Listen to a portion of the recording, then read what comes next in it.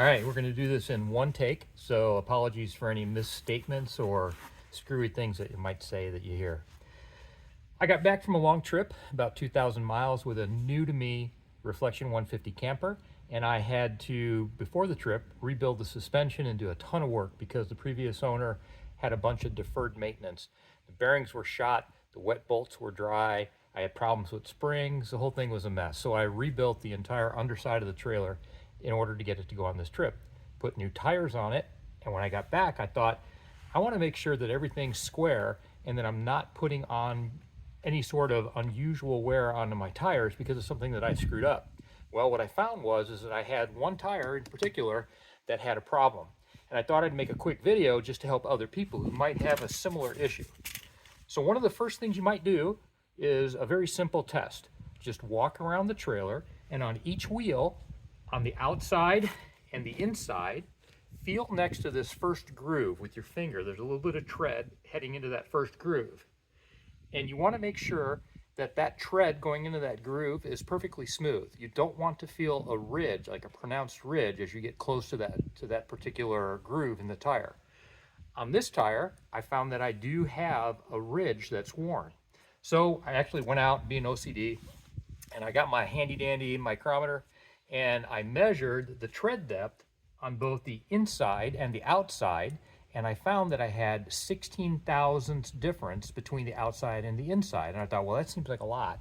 So I measured the rest of the tires, and sure enough, they were much more close in measurement than this particular tire. Now, one of the things to keep in mind is that it's not unusual for the camber of the trailer to change a little bit as it's going down the road and hitting bumps and bouncing. And so camber is, if these are wheels going towards you like this, camber is this sort of play. Now, as you're going down the road and your trailer bounces, the trailer axle is going to flex a little bit, and so the insides of the tops are going to bow in, and the tires on the bottom are going to bow out. I probably didn't explain that well, but you get the idea, right? We're talking about the tires flexing just a little bit like this. Now, a couple of thousandths of difference between in tread depth on the tire for the inside compared to the outside is not a problem. But in my instance, I had like 15 thousandths difference between the two. And when I walked around and I felt with my hand, I found that I've got a very pronounced ridge here that tells me that I have unusual tire wear. So I thought, okay, do I have a bent axle or do I have a problem with alignment?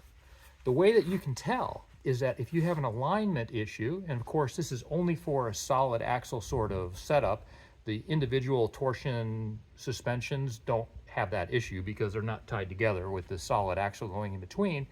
So for a solid axle, what's going to happen is that you're going to have similar wear on both wheels with regards to the amount of wear. So if that axle is actually twisted, right, you might expect outside wear on one tire, inside wear on the other tire. Does that make sense? Because it's actually changing the alignment of the entire axle going in or out. And so you'd be scrubbing on the outside here and scrubbing on the inside here as it goes down the road.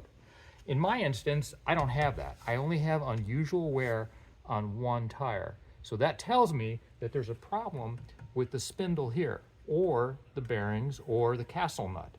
So that inside wear, an inside wear that's unusual, can also be caused by a problem with your bearings. If the bearings are worn or loose or dragging, that will sometimes manifest itself in the fact that the inside of the tire feels a little bit more worn, because if it's loose, gravity is going to kind of pull it out that way for the most part, right?